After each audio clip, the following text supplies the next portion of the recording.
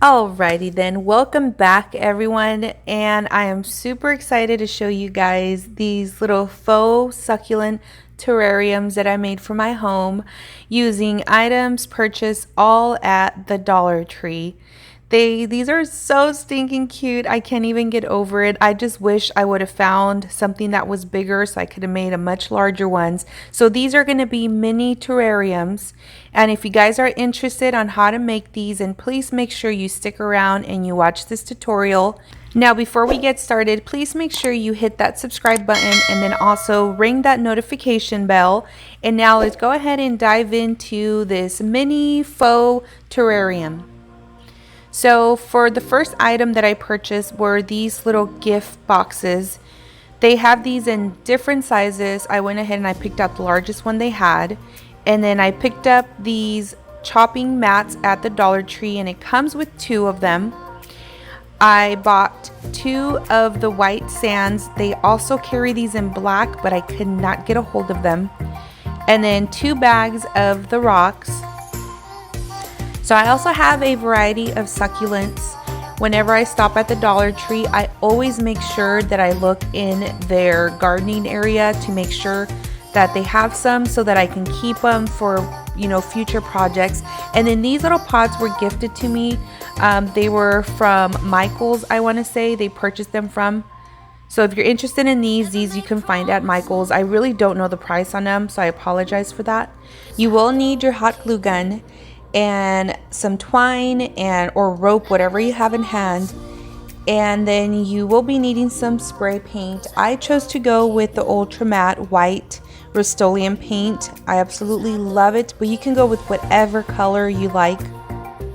So first, you have to make sure that you measure your box to see how thick you actually want your terrarium to be.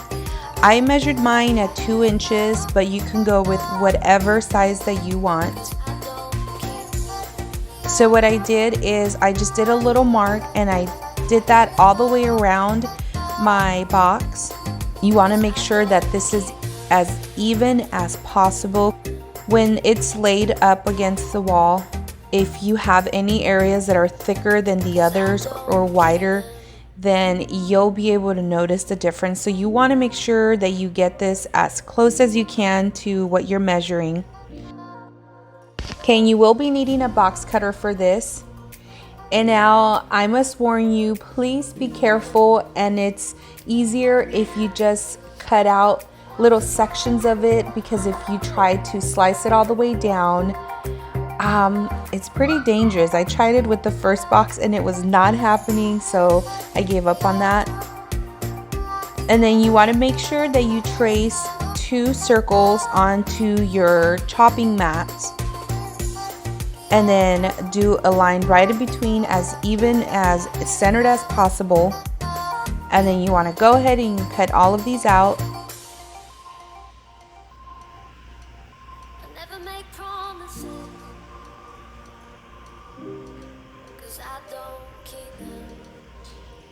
Once you have your cutouts, go ahead and set these aside, and you are going to be getting your terrarium circle that's already been spray painted and dried.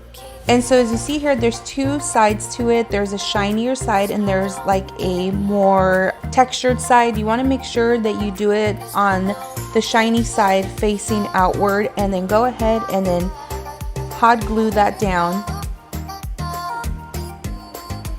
Make sure you're very generous, but not too generous where it's going to look tacky. You want to make sure that the sand stays inside. So what I did is I also did the inside with a very good amount of hot glue, so that I don't have to worry about any of that sand coming out. And be very careful. I did burn myself.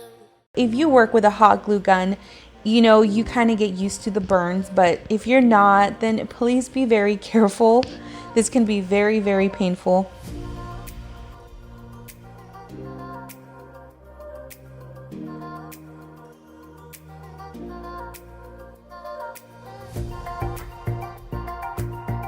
So of course, what you do on one side, you have to do it on the other. Make sure you close that as much as you can. So I decided to go with my twine instead of my rope. And this was more of a trial and error kind of thing. I still decided to upload it for you guys so that you see that this is how I started off on trying to hang it. But when I tried hanging it, it was very lopsided. It looked like it was going to fall off. So I chose not to go with that hanging style. So then you want to make sure you add your sand. And remember, you guys, these are not real. So these are not meant to retain any sorts of water. These are just basically there to look pretty. So don't attempt this with actual succulents. Your succulents are gonna die and you're gonna wake up in the morning with this falling apart because it's not meant to hold water.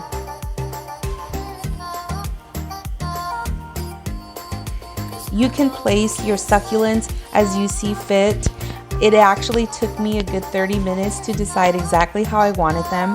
And I know it seems so easy on here because I edit everything, but it might take you some time to get these succulents exactly where you want them, and maybe not. I'm just very, what's the word? I'm just a perfectionist, and sometimes I have trouble trying to get this perfect. So I did not realize that my camera was not recording. I apologize. So what I did here is I ended up using my hole puncher, and I believe I had measured it at 5 inches apart is what I did. And then I got my twine, I looped it through, and I did a couple knots because my twine unfortunately was not thick enough. So if you have a rope that's thicker or a twine that's thicker, then you'll probably only have to tie it once. But if you have the same twine I do, then it's gonna take you about 4 knots. And yeah, of course, one of my succulents would fall off, but bloop, here we go. Found it. Put it right back on there. So stinking cute. I can't get over it. I hope you guys enjoyed this tutorial on how to make these super easy, super inexpensive faux succulent terrariums.